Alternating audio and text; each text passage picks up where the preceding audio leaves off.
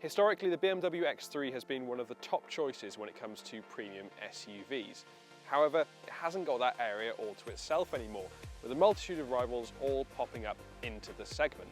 And that's why BMW has chosen to update the X3 with a refreshed look, a more modern interior, and a range of electrified powertrains, which is the plug-in hybrid that we're looking at today. So, can this car come out on top, or does it fall short of so many other competitors that it has to go up against? We're going to get behind the wheel today and find out.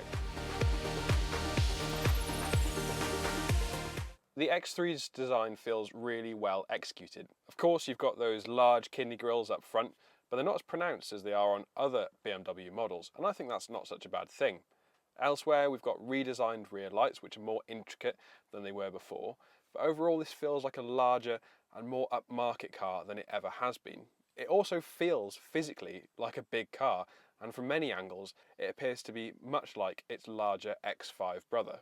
Now, despite being brand new, the X3 might not benefit from BMW's latest cabin architecture, similar to that we've seen in the 2 Series Active Tourer, but in many areas that's a bit of a bonus. For instance, you get proper controls for the heating and ventilation which aren't located within the 12.3-inch infotainment system, and when you go to that screen, it's really easy and simple to navigate with good responses, so you're not getting a shortcoming in terms of software.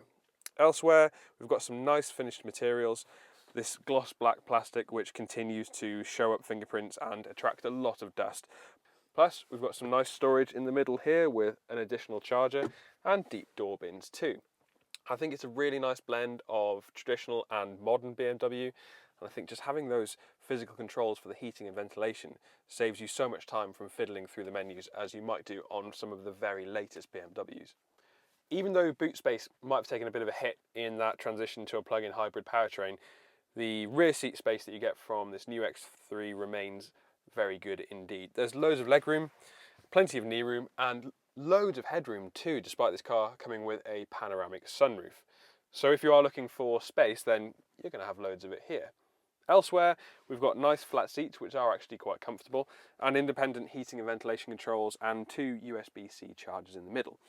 I also quite like the little bits of bright work at the side, which help to brighten up an otherwise quite dark cabin. Again, that sunroof is going to make a big difference here. As is the case with a lot of plug-in hybrids, the BMW X3's boot space has taken a bit of a hit as a result in that transition to an electrified powertrain. You do get 450 litres as standard, but that's 100 litres down on the conventional petrol or diesel X3, and that can be extended up to 1,500 litres by folding those rear seats down. However, you've got this really awkward lip that steps up, and though you can go under here for some additional storage, it's that step that's going to prove quite a pain when you're loading heavier items inside. Also, there's quite a lot of space taken up by the cables, and that's something that we've seen across the board for plug-in hybrids. This X3 in plug-in hybrid setup combines a 4-cylinder petrol engine with an electric motor and battery.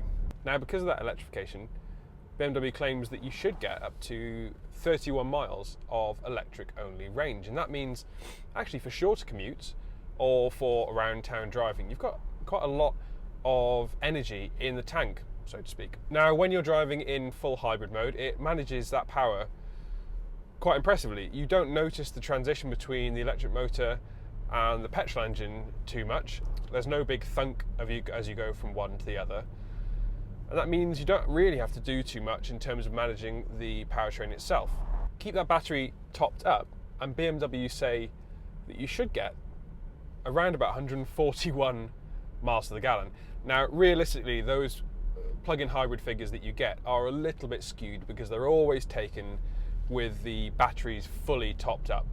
Having said that, I've been driving the car quite a lot, and as I've run out of charge, I've still been seeing around 60 mpg, which is a good chunk more than you'll see from even the most efficient diesels.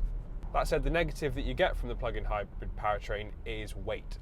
This car feels a lot heavier than the equivalent petrol or diesel X3, and that means that the brakes and the steering just don't feel quite as sharp.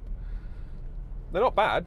The brakes themselves are actually pretty decent in getting the car slowed up, but it just feels a little bit more lethargic, even though that combination of petrol and electric power means that you can do 0 to 60 miles an hour in just under 6 seconds, which is pretty brisk for a car of this size.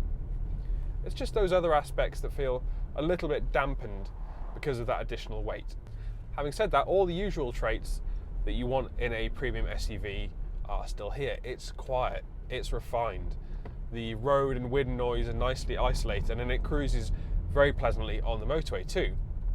That additional bulk from the batteries does mean that the low-speed ride is a little bit fractured. It's got a hard edge to the ride, and even though this car isn't riding on stupidly large alloy wheels, you still get this patter coming through, particularly on rougher roads. And that does dent that overall upmarket feel that you would expect from a car like this. Visibility is good. You've got a nice, high, commanding driving position, and the seats themselves are comfortable and supportive. Your view out the back is very clear too. Overall, it feels like a slightly larger car than it actually is. From the outside, at least, I think this car looks almost X5 size nowadays. But inside, yeah, some of that size is definitely translated, so you do have to watch where your corners are. Do you lose some of the premium feel by having a 4-cylinder engine under the bonnet rather than a silky 6? Not particularly. This engine is nicely isolated. The noise is well kept from entering the cabin, and it provides a good deal of performance too. It can feel a little bit stretchy with quite a heavily reliance on that turbocharger, but I'd say the benefits that you get in terms of fuel economy definitely outweigh the negatives compared to a 6-cylinder.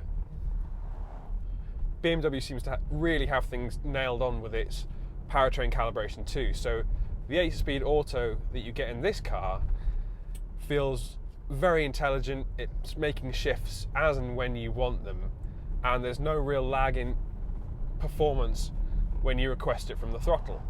It's something that's really plagued Audi models recently, with that short break in between applying the throttle and getting the power that you need far more pronounced in some Audis, particularly diesels, than in this car. This feels exceptionally well set up in terms of that transition of power. The steering is actually surprisingly light. You can weight it up by changing it into sport mode, but in comfort it is quite light, but it's pleasant and it makes the car feel quite agile. Again, as with most modern steering systems, there's not what you'd call feel, but are you really looking for that in a car like this? Probably not. The new X3 offers that premium experience that people shopping in the SUV segment are after.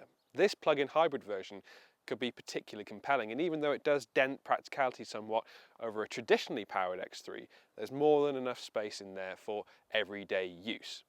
Overall, this feels like a well-rounded and well-executed hybrid SUV, and one that'll fit a multitude of different uses. Yet again, the X3 proves that it's very much at the top of its game.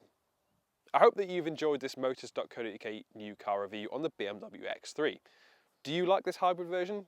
Leave us a comment below and let us know what you think. And since you're here, please give us a like on the video. And remember to subscribe to the Motors.co.uk YouTube channel, hitting that bell icon so you're notified every time we upload a new review.